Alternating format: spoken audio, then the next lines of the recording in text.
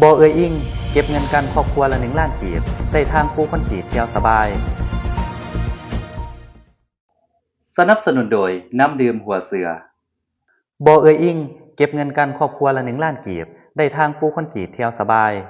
นายบ้านดีมีวิสัยทัศน์นำพาลูกบ้านสร้างสาพัฒนา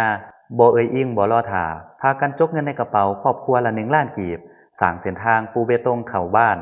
ทางดีชาวบ้านมีสุขบ่ต้องลุยขี้ตมในหน้าฝน ที่กำลังกล่าวถึงนี่คือความสามัคคีปรองดองของประชาชนชาวบ้านเผ่าสัมพันธ์เมืองปทุมพรแขวงจำปาสักพวกเขาสามัคคีออกให้งานและออกเงินกันครอบครัวละ1 ล้านกีบสร้างทางเบตงภายในบ้าน